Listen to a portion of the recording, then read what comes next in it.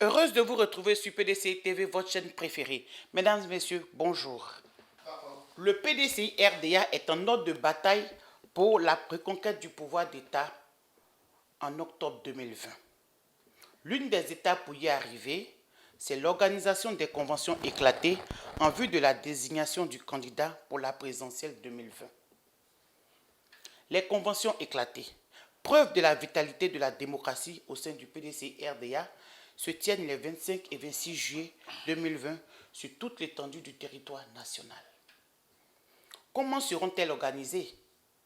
Quelles sont les dispositions prises par le comité d'organisation? À quoi doit-on s'attendre après ces conventions éclatées? Pour répondre à ces questions, PDCI TV, votre chaîne, reçoit pour vous l'inoxydable secrétaire exécutif en charge de la jeunesse, M. Kamagaté Brahima, qui, plus est, le président du comité d'organisation de ces conventions. Monsieur le président du comité d'organisation, monsieur le secrétaire exécutif, bonjour. Bonjour madame. Je suis avec Jacques Amani. Bonjour Jacques. Bonjour madame Béatrice Assoumou. Monsieur le président du comité d'organisation, le décor est planté. Sous quel signe placez-vous ces conventions éclatées? Merci madame Assoumou Béatrice. Comme vous l'avez indiqué, ces conventions éclatées sont placées sous le signe du retour du PDCI au pouvoir au soir du 31 octobre 2020. Un PDCI revigoré, un PDCI en ordre de bataille, un PDCI conquérant, un PDCI mobilisé autour de son champion, le président Aimé Henri Konan Bédié. Monsieur le président du comité d'organisation, nous sommes donc à 24 heures. Êtes-vous prêt pour la tenue effective de ces conventions sur toute l'étendue du territoire national? Oui, pendant presque un mois, je dirais un mois et demi, vous avez vu le PDCI, la maison du PDCI, bouillonner de monde. Vous avez vu plein de réunions qui ont été organisées. Tout cela avec le coordonnateur général de la convention, le professeur Maurice Kapou Djikaoué, par ailleurs secrétaire exécutif, chef du secrétariat exécutif, et toutes les commissions qui ont été mises en place. Nous avons tous travaillé à produire le meilleur résultat pour ces conventions. Nous sommes à 24 heures. Depuis hier, toutes les équipes ont commencé à être mises en route pour pouvoir regagner leur lieu de convention et que la fête soit belle. Toujours dans le cadre des préparatifs, monsieur le président du comité d'organisation, quelles sont les dispositions sécuritaires que vous avez prises pour ça? Merci. Vous savez que le PDCI est un parti très organisé, un parti qui est rompu à la gestion des affaires de l'État, et nous avons demandé à tous nos responsables locaux des conventions éclatées de faire les démarches auprès des préfets, auprès des autorités de sécurité, n'est-ce pas, sur leur espace, pour donner l'information et solliciter que la force régalienne, leur rôle, c'est de protéger tous les Ivoiriens qui viennent protéger nos conventions. Alors, qui sont ceux qui participent à ces conventions, monsieur le président? Les conventionnels sont d'abord classés les vice-présidents, les membres du bureau politique, les membres du comité des sages, les membres du grand conseil régional, les secrétaires généraux de section, les présidentes départementales des UFPDCI et les coordonnateurs départementaux et communaux de la JPDCI. Voici les participants à la convention. D'accord. Combien de délégations vont-elles accueillir ces conventions? Bien, sur l'ensemble du territoire national, nous avons 114 délégations donc, qui vont recevoir. Et comme nous l'avons indiqué au cours de nos réunions, les conventions sont organisées par département. Et donc, si dans un département, il y a plusieurs délégations du PDCI, tous les délégués se retrouvent avec les conventionnels au chef-lieu du département pour organiser donc leurs conventions. Donc au plan national, nous avons 114 et au plan des délégations générales à l'extérieur, il y a 11 conventions qui sont organisées dans divers pays. Monsieur le président du comité d'organisation, concrètement, comment cela se passera-t-il? Et pourquoi avoir choisi un dimanche au lieu de samedi, vu que nous sommes dans l'opposition, les permissions? Bien, je pense que nous avons mis une organisation en place. Les missionnaires qui vont, ils arrivent le samedi, ils ont le temps de faire des civilités, d'aller saluer les préfets, de mettre toute l'organisation en place avec ceux qui les accueillent. La journée du samedi est consacrée à ça. Il faut parfaire l'organisation. Et le dimanche, il n'y a pas trop grand-chose. Le dimanche s'articule autour de quelques points. Celui qui accueille à son mot, les présidents délégués qui vont en mission vont délivrer le message du parti et on passe au vote et au dépouillement. Logiquement, les choses doivent aller très vite et nous pensons que si tout le monde est prompt, normalement à partir de 14 h, on devrait avoir fini. Monsieur le Président, alors quels seront les grands moments de ces conventions-là? Bien, c'est ce que je viens d'indiquer. D'abord, le samedi, c'est la ferveur. D'accord. C'est la ferveur. Dans toutes les délégations, il y a de l'animation.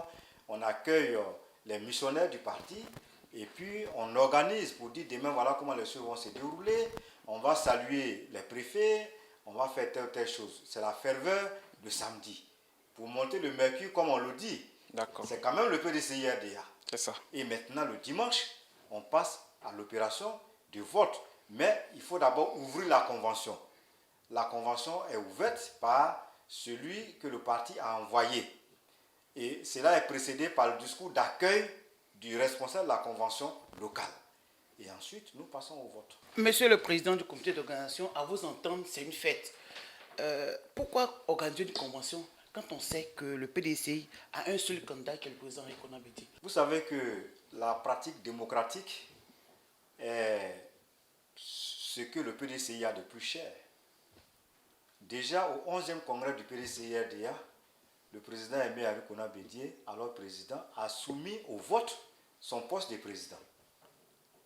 Au 12e congrès, également, vous avez été témoin, le président Aimé Rikonan Bédié, qui était candidat à sa propre succession, avait 2 candidats en face de lui. Le PDCI-RDA est le seul parti en Côte d'Ivoire qui donne cette tradition de démocratie. Il y avait d'autres candidats qui ont été éliminés. Ils n'ont pas été éliminés, mais le dossier n'a pas été accepté parce qu'il est entaché de beaucoup d'irrégularités. Malgré cela, le candidat et le PDCI, nous avons estimé que nous sommes engagés dans un processus démocratique. Même s'il reste un seul candidat, nous allons aller au vote.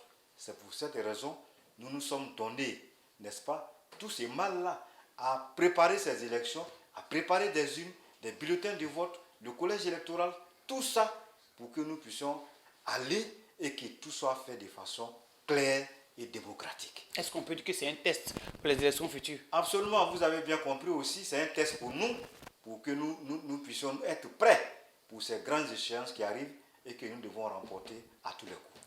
Alors, M. Kamaraté Brahima, nous rappelons aux téléspectateurs que vous êtes le président du comité d'organisation.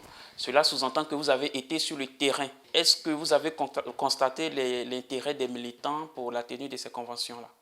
C'est chaque jour que Dieu fait, la maison du PDCI est remplie. Et c'est de cette même manière que les délégations départementales et les délégations communales, n'est-ce pas, grouillent de monde. Nos délégués sont sur le terrain et les militants ont hâte, n'est-ce pas, de recevoir les délégations et de tenir ces conventions pour montrer aux Ivoiriens que le PDCI-RDA est en ordre de bataille, que le PDCI-RDA est prêt pour ces élections qui arrivent et que le PDCI-RDA va les remporter. Monsieur le président du comité d'organisation, comment vont se faire les dépouillements et les résultats définitifs sont attendus pour quand? Alors, il faut indiquer que chaque département, chaque chef-lieu de département est un lieu de vote. Et chaque délégation est un bureau de vote. Et donc, délégation par délégation, les opérations vont se dérouler. Chaque bureau de vote a un président et 2 secrétaires. Et le candidat Aimé Rikonan Bédié a un représentant dans chaque bureau de vote. Lorsque les opérations sont terminées, les dépouillements se font bureau de vote par bureau de vote et chacun donne le résultat provisoire Sur place. sur place qui est communiqué parce que nous avons un système de centralisation, donc qui est immédiatement communiqué.